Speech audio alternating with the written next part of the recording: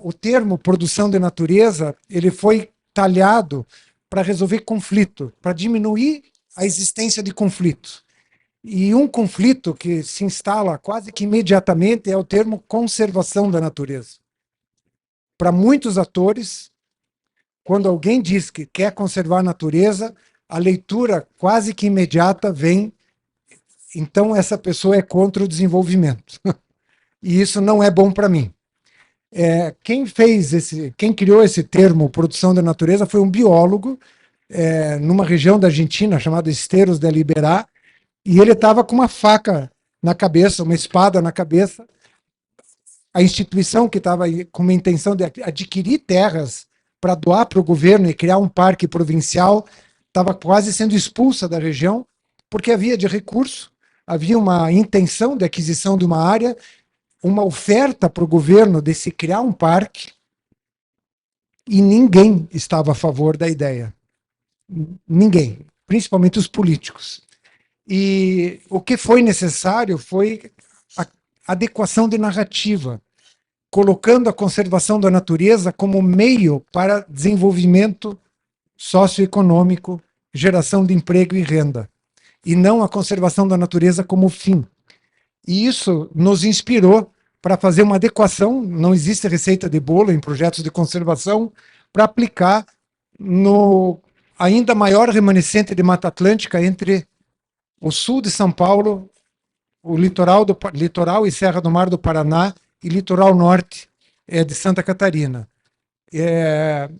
A Grande Reserva Mata Atlântica, então, essa narrativa criou um projeto muito interessante. A gente costuma não citar as instituições envolvidas, mas Fundação Grupo Boticário e SPVS são as duas instâncias que atuam nesse projeto prioritariamente, e essa proposta considera alguns desafios que são globais.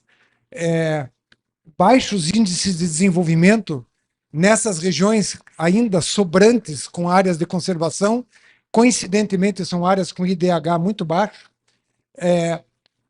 uma perda de biodiversidade que está acontecendo no mundo inteiro, em que os últimos remanescentes são críticos para serem conservados, o processo de mudanças climáticas que está nos atropelando. Nessas regiões falta de tudo, né? A conservação da natureza e o IDH baixo, ele é sinônimo de comunidades que têm muito pouca estrutura. O Estado muitas vezes não está presente. Quem está presente são os órgãos ambientais, públicos ou privados, e são pressionados a resolver tudo. Opa! Bom, patrimônio público, falando de unidades de conservação, em geral, não é a regra, mas em geral, não tem estrutura suficiente. Pode ser consideradas áreas abandonadas. Eu não sei por que está andando sozinho, mas eu vou consertando aqui. E um fenômeno interessante, mais do que 50% da população mundial vive hoje em cidades. Virou a curva já há alguns anos, e esse contingente de pessoas pode ser visto como um ativo que pode interessar, essas pessoas podem se interessar em utilizar esses remanescentes naturais como forma de desenvolver atividades e fazer a economia girar nessas áreas. O conceito de produção da natureza, então, ele passa a partir de 4 vertentes, começando com a existência de áreas naturais. Um espaço público-privado, preferencialmente legalmente protegido. Aqui tem um mínimo de 50 mil hectares, mas quanto maior, melhor. Na forma de mosaicos, corredores, áreas naturais que têm uma condição de atratividade pelo patrimônio que elas oferecem. Mas não é só o patrimônio natural. Não são só as paisagens, vida selvagem abundante, não florestas vazias, como a gente ouviu hoje pela manhã, mas também patrimônio cultural e histórico, que se soma ao patrimônio natural. E isso gerando um outro termo interessante, que é uma economia restaurativa, gerando negócios de impacto social e ambiental positivo a partir do turismo de natureza, e outras atividades de produção compatíveis com a boa conservação. E para isso você vai ter que ter algumas ações voltadas à inovação. O que é possível se desenvolver com esse pressuposto de que a conservação é a forma de desenvolvimento dessas últimas regiões que sobraram? Então, as grandes áreas, os ecossistemas completos, um modelo de economia que usa isso como o substrato dos negócios, gera desenvolvimento, e esse desenvolvimento justifica a conservação. E aí a gente chega onde a iniciativa pretende, que é por que eu estou conservando essa região? Por que eu perdi esse conceito do mato que não serve para nada, da unidade de conservação que só atrapalha? Como é que eu mudo a chave e considero essas áreas naturais um ativo econômico, um ativo social? Isso é uma coisa nova? Não é. Tem centenas de lugares no mundo em que produção de natureza já é um vetor de desenvolvimento regional. Parques nacionais nos Estados Unidos talvez seja o melhor exemplo. Costa Rica, que deve ser menor, bem menor que Rondônia, é um exemplo que, da década de 60 para cá, incorporou na economia vender natureza, vender turismo. É a referência, talvez até maior, tem mais visitantes que vão para Costa Rica ver natureza do que no Brasil. E Esteros de Liberá, que é de onde a gente inspirou a iniciativa da Grande Reserva Mata Atlântica, todo aquela contradição, aquela reação negativa foi revertida. Esse parque foi criado, é um parque provincial de 600 mil hectares, e Iberá hoje é uma das 50 áreas do mundo reconhecidas pela National Geographic como recomendação, prioridade para serem visitadas como patrimônio natural. Então, no caso da Mata Atlântica, a gente passa por algumas características muito diferentes da Amazônia. 70% da população brasileira vive no bioma Mata Atlântica, não tem mais do que 7%, isso é uma visão otimista, de áreas bem conservadas, e é um dos biomas mais biodiversos.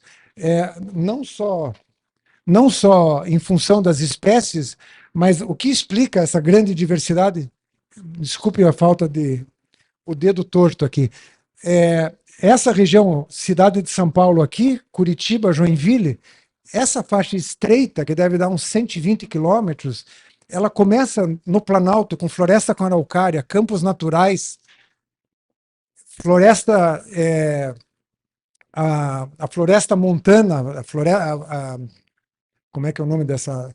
A floresta nebular na encosta da serra, os campos de altitude nas montanhas, floresta nebular para o lado do Oceano Atlântico, floresta atlântica de encosta, floresta atlântica de planície, restinga, manguezais, estuário, o oceano e ilhas marinhas. Não é uma floresta, não é um ambiente natural. É uma faixa muito estreita com ecossistemas associados ao bioma Mata Atlântica que permitem você inferir que se alguém descer em Guarulhos, vindo de algum lugar do mundo, vai ter uma programação até chegar em Joinville, que vai durar uns 20 dias, com atividades variadas, deixando recursos, gerando empregos e explorando o turismo de natureza. Esse é o conceito, então, da Grande Reserva. Estamos falando de 3 estados, 60 municípios, quase 3 milhões de hectares, e dentro desse perímetro, quando nós fizemos esse perímetro aqui, a gente simplesmente pegou o contínuo. A gente tirou fora o que não é contínuo. Então, ainda temos aqui um contínuo de Mata Atlântica, que é o maior que existe até hoje, e existem 110 unidades de conservação nesse contínuo. Acho que é a maior concentração de unidades de conservação em algum lugar do nosso país. E a rede de apoiadores é uma das estratégias de comunicação e relacionamento que foram criadas para desenvolver esse trabalho. Tem algumas características que eu queria que vocês guardassem como um pouco da fórmula desse projeto.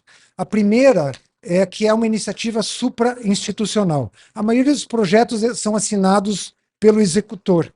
a instituição X está executando o projeto qualquer. No caso dessa iniciativa, nós não identificamos o executor. A gente cria um material com design o mais qualificado possível, com informação positiva e sem identificação do responsável. Existe uma célula de gestão que toca esse projeto, mas ele é uma oferta para os atores que estão no território. Então, o desafio de implementação e de conseguir um trabalho conjunto, que não é de cima para baixo, é de baixo para cima, identificando atores que se identificam com essa iniciativa, fez com que a gente conseguisse criar uma rede de portais. São quase 3 milhões de hectares. Essa área vai ser subdividida em portais. Esses são portais de negócios, são ofertas de produtos que são oferecidos principalmente com ecoturismo, e a ideia é fazer com que essa região seja reconhecida como um destino de turismo pautado na conservação da natureza e valorização cultural e histórica. É uma atuação horizontal. Em cada portal criado, o grupo de pessoas que faz parte do portal, que é voluntária, decide o que pode ser feito. Então, o projeto ele se limita a uma célula de comunicação e relacionamento com informações positivas sobre a região. A gente já tem 30 histórias positivas da Grande Reserva, que são vinculadas, contando exemplos exitosos de ações na região, seja do poder público, de comunidades quilombolas, comunidades caiçaras, ONGs, com uma variação o maior possível. É voluntário, não tem custo, são reuniões mensais de trabalho, e dos 18 portais, nós devemos estar agora com 12, 13 portais nos 3 estados. Faltam aí 5, e a ideia é que esses portais vão se ampliando, assim como a aderência de municípios em cada estado. Um dos grandes desafios aqui é uma ampliação, a continuidade dos esforços de divulgação. Esse processo está crescendo, está dando mais trabalho, então isso é muito positivo, mas necessita fôlego para dar continuidade ao trabalho. Mas os 3 estados precisam conversar, esse é um outro desafio, fazer as instâncias do poder público estadual conversarem junto com o governo federal. As unidades de conservação nessa região, em São Paulo, são melhor estruturadas, no Paraná e Santa Catarina, não. São Paulo é um bom exemplo para fazer com que Paraná e São Paulo e Santa Catarina reconheçam que essas áreas precisam ser melhor estruturadas. O empreendedorismo na região tem que ser estimulado, e estruturar a região como destino de natureza é essa visão mais de médio prazo, não vou dizer de longo. É impressionante como a nossa presença nessa região, nos últimos 30 anos, mudou de figura com essa iniciativa. A aceitação dessa iniciativa por atores com os quais a gente nunca conseguiu conversar começou a acontecer. E a gente está falando de um projeto de desenvolvimento regional, não de conservação da natureza. A gente colocou a conservação como a condicionante para que esse desenvolvimento aconteça. E eu vou dar duas informações aqui que voltam a falar da SPVS. Nós constituímos 3 reservas, no total de 19 mil hectares. Só essas reservas geram 10 milhões de reais de ICMS ecológico para 2 prefeituras. E toda a água de um município de 20 mil habitantes sai de dentro de uma reserva. Então, esses são alguns exemplos de como que você pode fazer com que haja uma demonstração de virar negócios, de virar atividades econômicas, atividades que vão ser vantajosas para as comunidades a partir da boa conservação.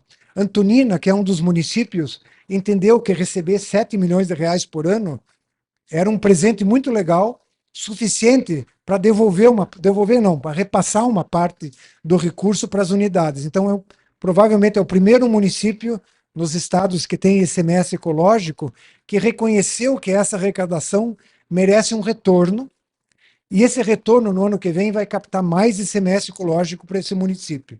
Então, se alguém tiver interesse nessa legislação e na sua regulamentação, o município de Antonina, nós podemos fornecer isso. Mas, para finalizar,